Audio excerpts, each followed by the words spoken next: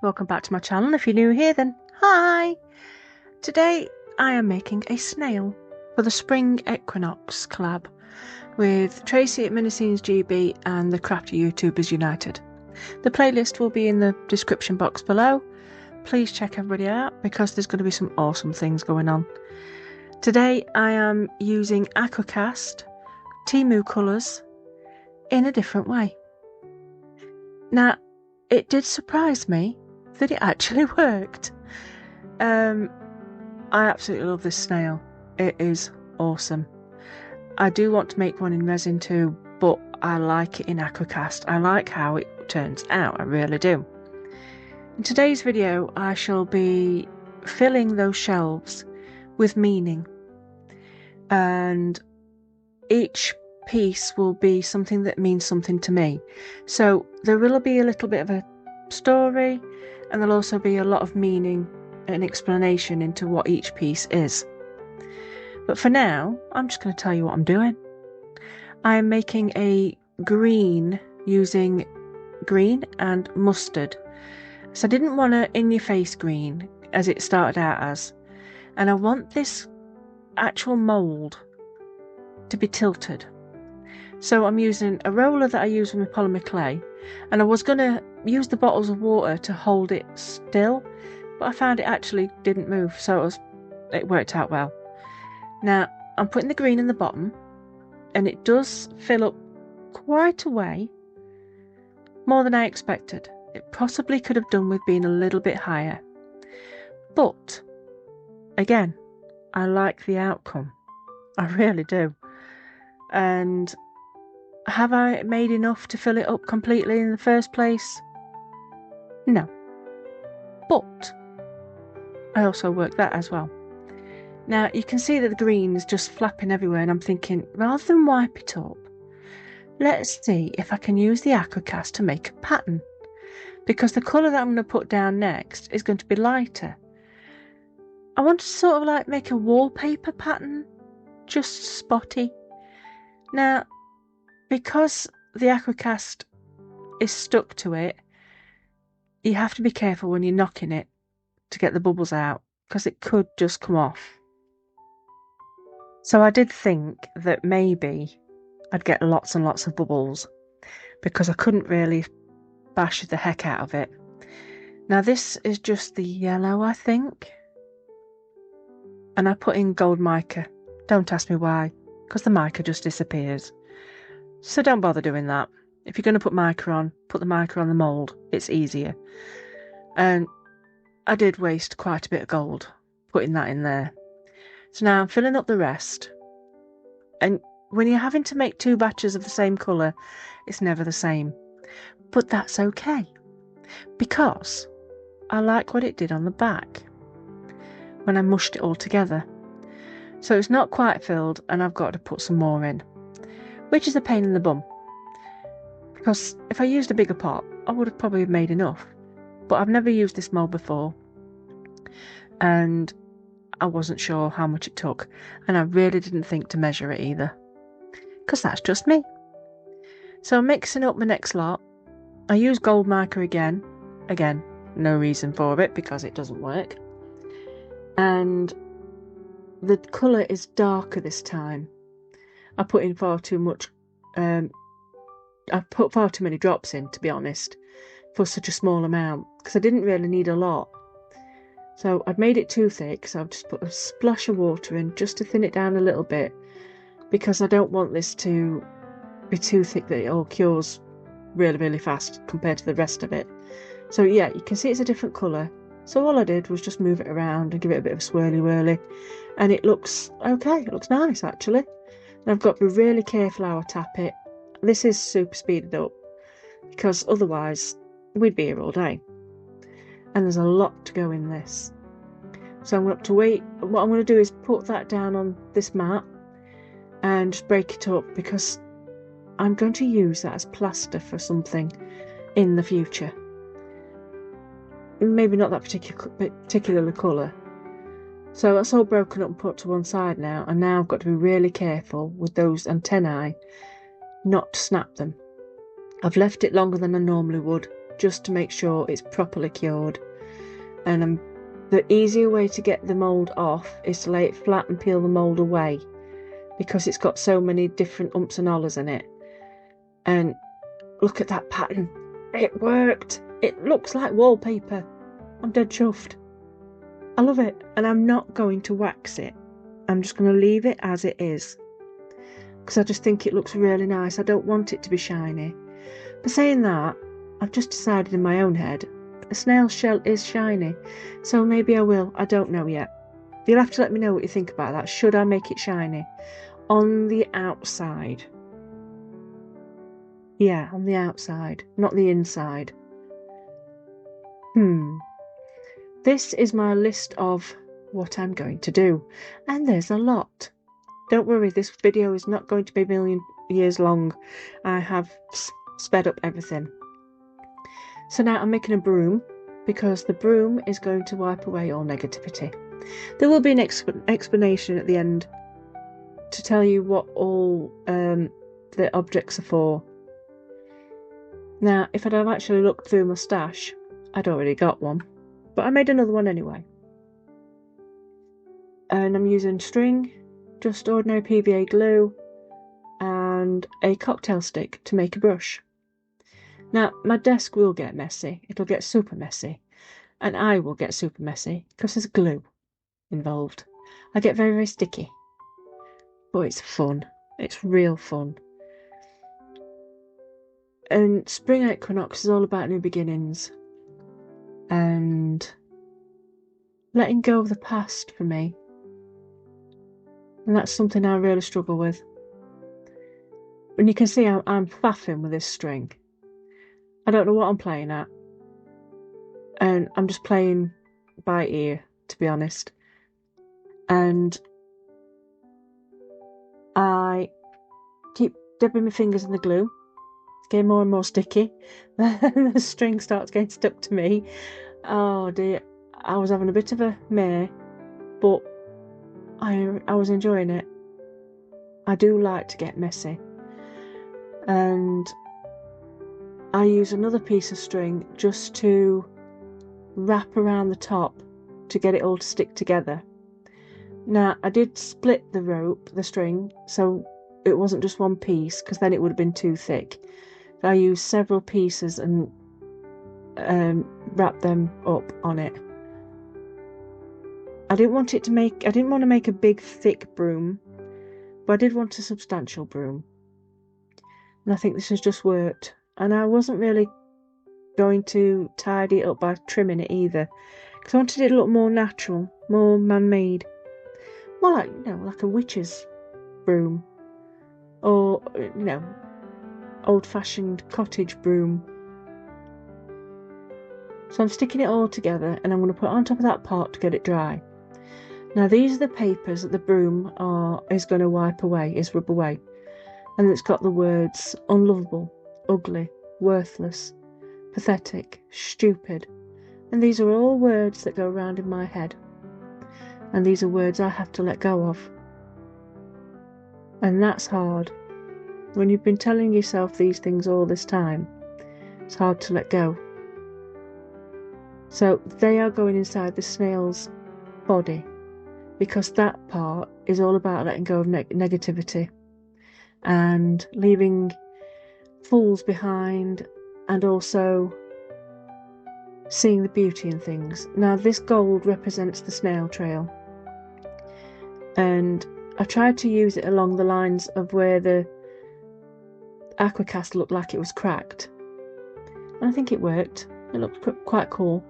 And I put a couple of little shelves in and hang a charm and some herbs in there. So these are just scrap pieces of wood that I've just stuck up inside, just a little bit of balsa wood. And I kept trying to figure out where to put that, so I ended up putting it aside at one point, and that's where my little snail's going to go. So yeah, I hold it there and just put some super glue down, and voila, 2 shelves. Very cockeyed shelves, don't have to be neat. This is not about being neat. So I'm going to paint those like a beige. I think it says buff white actually, but it's like a cream colour to me. Although it's a white wood, I just wanted to have a bit more colour to it, so the snail would contrast. And I just wanted to make it look a little homely in there. You know, like that little cupboard under the stairs that you just shove all your unwanted stuff or your cleaning products. I just thought that made quite a lot of sense. And I was going to put like a moon shape in the top of his head, but the little shelf I put up, not a shelf, like a pole I put up, it gets in the way, so I didn't do that. I changed my mind, because the moon will come apparent eventually. There's all sorts of little bits and bobs that I've looked through in my trash. I've got lots of trash, or bits I've already made, or bits I think, oh, I can make something with. And I kept looking at these pen bits, and I think, surely I could use them, but what am I going to use them for? And well, I couldn't think of anything, so they've gone back in the bag. But there's lots of little bits, like little bottles and scrolls and books and a mirror, hand mirror. I don't use the hand mirror, I do use the other mirror though. I don't use the feather. Oh, there's quite a few things I don't use. So I found the other broom and I thought, well, we'll have 2 brooms in there. Because in my head, I need 2 brooms to get rid of negativity. Definitely. But there's a little snail, a tiny little clay snail. That was in a project with a monster from a circus. It was food for it. I don't throw anything away, I'm terrible, even when things have been broken by my cats. So yeah, I kept the little bits there. And now I am going to make a... what's that word I'm looking for? There's a word. There's a sigil I'm going to make and a spiral stone. I'm using polymer clay and I'm going to put them in the oven, give them a quick paint and put a bit of mica on. And there's the wax burner is there so I can seal the bottle that I'm going to make. Now the bottle I make is going to have very dark colour inside it, because for me that represents quite a lot of my emotional state, and my emotional state is quite dark, so it will be a dark potion. Not potion, but dark emotions. Now that is my sigil with a unicorn horn, and I'm also going to make a wax unicorn. Now if you've been here, like I'm going to say soon, because I'm doing this backwards again, you'll know why the unicorn's represented. And these are mushrooms, and I'm just going to make them out of glue. Hot glue and a little bit of heat, and voila. At the moment when winter loosens its grip and the light finally balances itself with the dark, I notice the snail. Not in any grand way, not announced, just there, crossing a damp stone at the edge of the garden, carrying its small spiral world upon its back. I pause, because the snail gives me no choice but to pause. Its movement is slow enough that I can feel my own breath change as I watch it. There is no urgency in the snail, no panic about the length of the path ahead. It moves because moving is what it does, and somehow that feels like a lesson offered quietly without demand. At the spring equinox, when everything is about balance, beginnings and the promise of growth, the snail feels like a keeper of old truths. I think of how ancient peoples once held a single snail shell in their hands and saw entire mysteries inside it. The spiral as womb, the shell as home, life folding inward, then outward again, fertility, abundance, patience, all held in something so small it could be overlooked entirely. The snail reminds me that nothing precious rushes. Its shell grows as it grows, no faster, no slower, and I realise how often I try to outpace my own becoming. How often I expect myself to be fully formed before I've lived the seasons required to shape me. When the world feels too loud, too sharp, too much, the snail retreats, not in defeat, but in wisdom. It knows when to pull inward. It knows that protection is not weakness. Watching it, I remember that I too am allowed to create a sanctuary inside myself. I am allowed to rest in my own boundaries. The snail leaves a silvery trail behind it, a quiet record of where it has been, not erased, not hidden, just there catching the sunlight. I think of my own path like that, the marks I've left, the changes that came slowly enough to feel invisible while they were happening. Growth rarely announces itself. It glistens only after the fact. As the earth shifts and the seasons turn, the snail adapts. It always has. Rain, dryness, cold, warmth. It adjusts without abandoning itself. That feels important now. Standing on the edge of a new season, a new cycle, I don't need to harden. I don't need to rush. I only need to stay present. The snail doesn't fight the rhythm of nature. It moves with it. And maybe that's the invitation of the equinox. Not to sprint toward what's next, but to step into balance. To let the light and shadow exist together. To trust that slow progress is still progress. That small joys are still joy. That tending to the inner world is just as sacred as building the outer one. I kneel closer to the ground, close enough to see the spiral lines etched into the shell, a map of time, a record of resilience. When I rise again, I carry the snail's lesson with me. Life isn't asking me to hurry, it's just asking me to be here. So, what does this represent? The snail itself, the body of the snail. There is a little snail on the shelf to remind me that life needs to slow down. Nothing has to be in a rush. Take your time. Think about things. There's always a way of getting to your destination without stressing yourself out.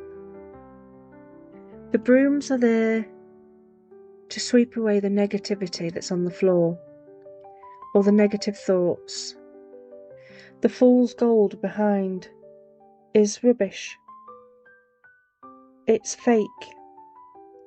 Leave the fakeness behind. Leave the fake people behind. Don't take all this negativity into yourself. The hanging shell is beauty.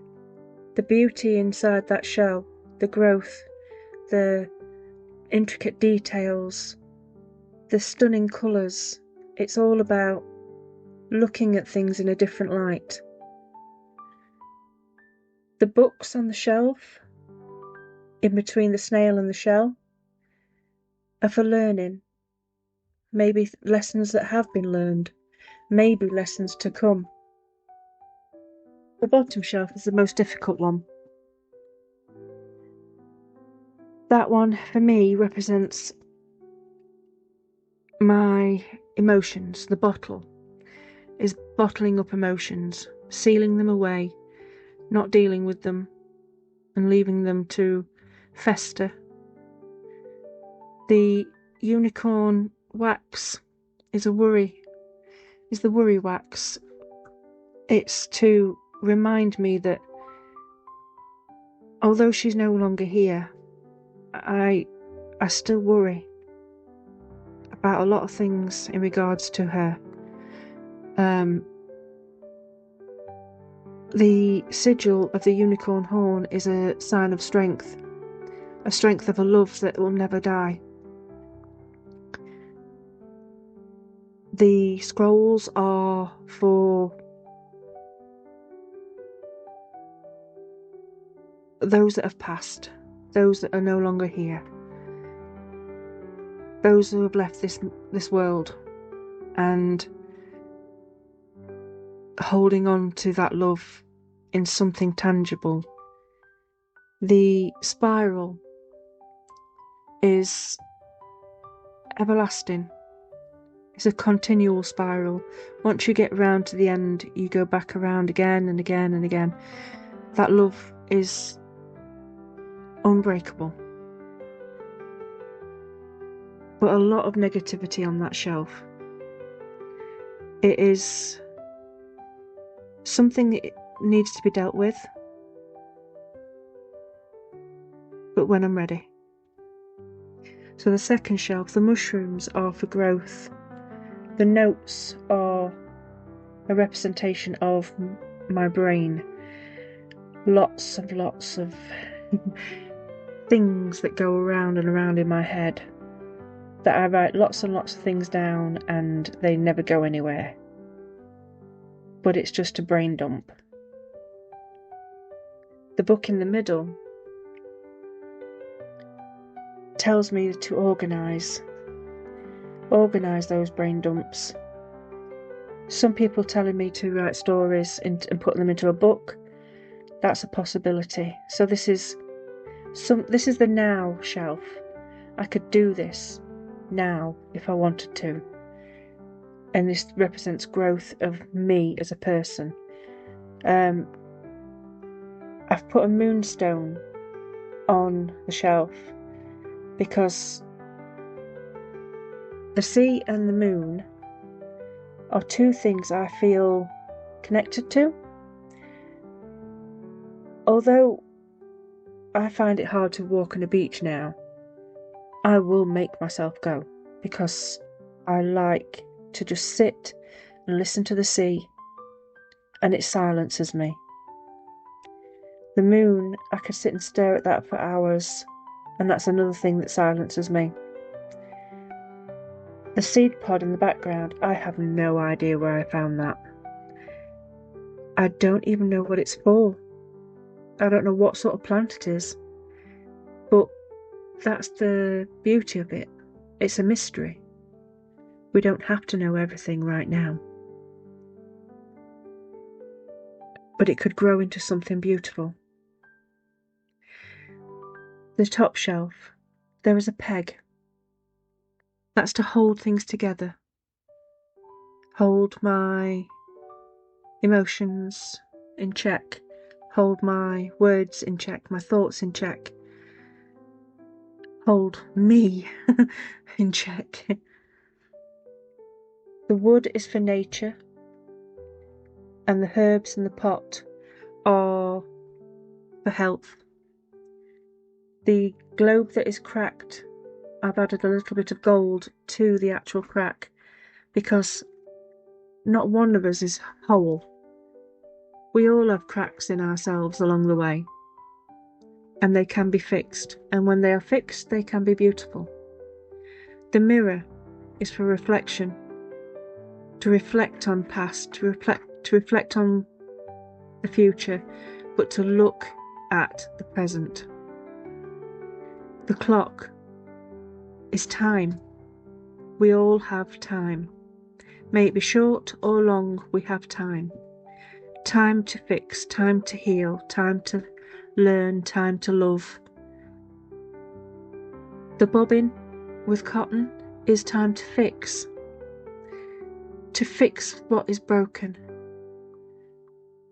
To not throw away things just because they don't work anymore. Whether that be a relationship, a material thing, a craft. Everything that is broken can be fixed. The broken pottery, that for me is something that can be used. Doesn't matter what it's used for, but it can be used in any form. A symbol of things to come. Again, the wood is also for growth. The rings inside shows that time has passed. So for the spring equinox, the snail is the perfect creature just to learn to slow your rolls, as they say. It's a beautiful, simple creature. It tells you a life's journey that's unfolding. The snail's protective shell, it serves as a powerful symbol of emotional and spiritual healing, and you can draw strength from that symbol, knowing that you too have the capacity to shield yourself from life's challenges. And just as the snail's shell grows with it, you can cultivate emotional resilience by nurturing your inner world, your inner peace, your inner you. So I hope you liked this story and the meaning behind it all, and I shall see you all soon. Thank you for watching. Don't forget to check out the playlist, it is in the description box below, and I'll see you all next time. Bye bye!